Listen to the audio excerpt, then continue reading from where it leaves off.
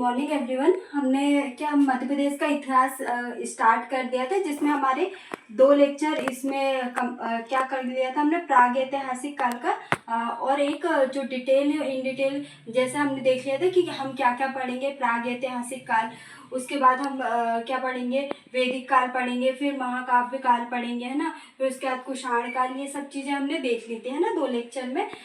इसके बाद आज हम क्या पढ़ेंगे, वैदिक काल पढ़ेंगे, जिसमें क्या जो मध्य प्रदेश के अंतर्गत है ना, विशेषकर हम वही देखेंगे, क्योंकि हम जो इंडिया लेवल पर है वो, या भारत के लेवल पर कहे तो हम ये देख रहे हैं ना, ये हमारी एक लेक्चर अलग से चल ही रहा है ना, तो हम इसका क्या मध्य प्रदेश के परिप्रेक्ष्य में देखेंगे, है ना। तो मध्य प्रदेश में क्या 2 वैदिक काल में क्या थे, एक ऋग्वैदिक काल और दूसरा क्या था, उत्तर वैदिक काल। ऋग्वैदिक काल क्या था, 1500 बीसी से 1000 बीसी तक इसका समय था, और उत्तर वैदिक काल का 1000 बीसी से 600 बीसी तक इसका समय था। तो मध्य प्रदेश में क्या था कि ऋग्वैदिक काल का कोई भी साक्ष्य नहीं मिलता, मतलब ऋग्वैदिक काल क्या उत्तर तक ही सीमित था। कहाँ तक था, उत्तर तक ही सीमित था ना। उसके बाद अगर हम उत्तर वैदिक काल की बात करें तो उत्तर वैदिक काल का विस्तार मध्य प्रदेश के अंदर विंध्याचल पर्वत के निकट आ गया था, और यहाँ पे क्या उत्तर वैदिक काल का जो विस्तार है वो मध्य प्रदेश में देखने को मिलता है। तो मध्य प्रदेश में क्या देखने को मिलता है कि जो मनु के पुत्र है, मनु के कितने पुत्र थे, 10 पुत्र थे। मनु के 10 पुत्रों में से एक कारुस ने कारुस वंश की स्थापना की थी। किसने, मनु के 10 पुत्रों में से कारुस ने एक कारुस वंश की स्थापना की थी, जो कि कहाँ पे, बघेलखंड में था। कहाँ था, बघेलखंड में। हम इसको सीक्वेंस वाइज देखेंगे कि सबसे पहले क्या, कारुस ने कारुस वंश की स्थापना कहाँ पे की, बघेलखंड में। तो डायरेक्ट आपसे क्वेश्चन पूछ सकते हैं कि कारुस ने कारुस वंश की स्थापना कहाँ पे की, तो बघेलखंड में की, है ना। उसके बाद चंद्रवंश, है ना, जो मनु की पुत्री क्या थी, इला।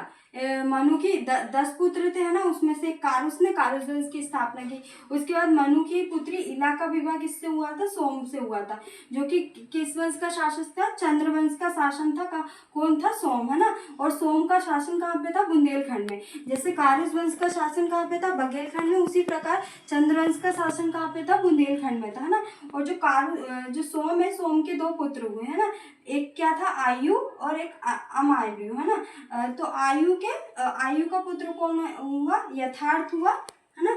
तो यथार्थ ने क्या किया कि अपने जो साम्राज्य है 5 पुत्रों में बांट दिए गए, है ना, जिसमें उनके अन्य पुत्र, ये तो आपसे इन डिटेल कभी भी नहीं पूछेंगे।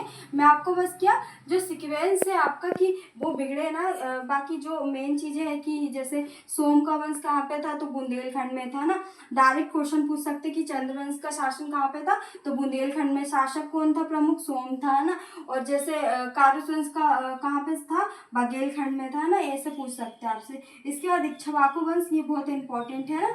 तो इक्ष्वाकु वंश कहाँ पे था, दंडकारण्य के जंगल में था, जो कि वर्तमान में मध्य प्रदेश और छत्तीसगढ़ की सीमा पर है ना। दंडकारण्य जंगल, है ना, जिसका प्रतापी शासन कौन था, मानधाता था। क्या था, मानधाता इसका प्रतापी शासन था। और इनके पुत्र कौन थे, पुरुकुत्स थे। क्या थे, कौन थे, पुरुकुत्स, है ना।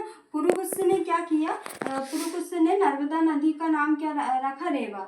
क्या रखा, रेवा रखा। किसका, नर्मदा नदी का नाम रेवा। तो डायरेक्ट आपसे क्वेश्चन पूछ सकते हैं कि नर्मदा नदी का अन्य नाम या रेवा नाम किसने रखा, तो पुरुकुत्स ने रखा, है ना।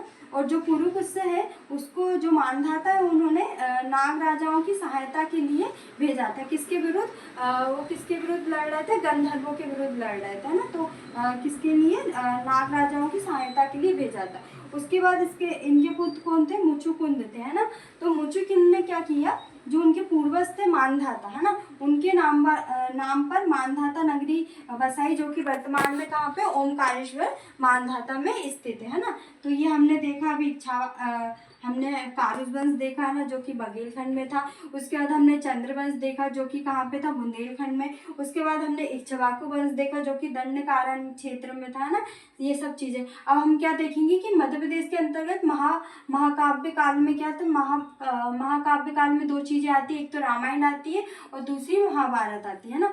तो रामायण का साक्ष्य कहाँ से मिलता है, मध्य प्रदेश के अंतर्गत दंडकारण्य जंगलों में मिलता है, जहाँ पे जो 14 वर्षों में से 11 वर्ष कहाँ कहाँ पे बिताए थे, माता सीता और राम जी ने कहाँ पे बिताए थे, दंडकारण्य के जंगल में बिताए थे ना।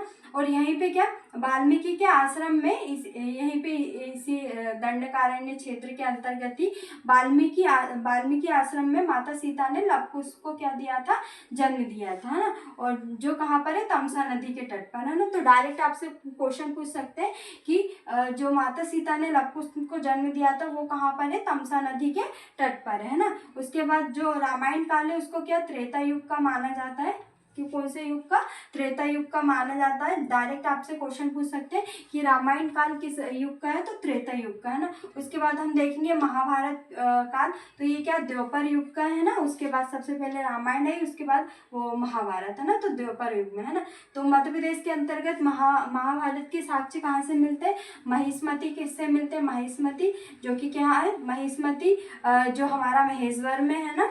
उसके बाद उज्जैन से मिलता है ना, महिष्मती प्रमुख नगर था, उज्जैन भी प्रमुख नगर था। और कुंतलपुर वर्तमान में क्या हमारा मुरैना है ना, कहाँ पे, मुरैना। तो हम देख सकते हैं उत्तर में भी था, है ना, ये मध्य में देख लेंगे इसको, हम इसको दक्षिण में देख लेंगे, है ना।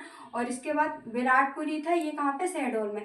तो इसका विस्तार क्या पूर्व में भी था, उत्तर पूर्व और दक्षिण में भी क्या जो महाभारत काल है उसका विस्तार हमको देखने को मिलता है ना। तो अभी तक हमने क्या क्या देखा, प्राग ऐतिहासिक काल में हमने देख लिया कि ताम्रपाषाण काल में क्या क्या चीज़ें हैं, कायथा है, एरन है ना, ये सब चीज़ें हमने देख ली है ना। उसके पहले हमने ये सब चीज़ें देख ली कि कुषाण काल पढ़ेंगे, है ना, नागवंश पढ़ेंगे और सब चीज़ें, है ना। इसके बाद हमने वैदिक काल का पढ़ लिया कि ऋग्वैदिक काल में क्या क्या होता है, उत्तर वैदिक काल में मध्य प्रदेश के अंतर्गत क्या क्या घटनाएं हुई है ना। और महाकाव्य काल में क्या क्या हुआ, रामायण का मध्य प्रदेश के अंतर्गत कौन सा क्षेत्र आता है ना, महाभारत का कौन सा क्षेत्र आता है मध्य प्रदेश के अंतर्गत। अब नेक्स्ट लेक्चर में हमारा क्या होगा, जो प्रमुख अभिलेख है ना, कि अभिलेख कहाँ से मिले हैं, ये सब ये हम पढ़ेंगे, है ना। और भी कुछ चीज़ें जो मध्य प्रदेश के इतिहास के अंतर्गत है, हम नेक्स्ट लेक्चर में देखेंगे।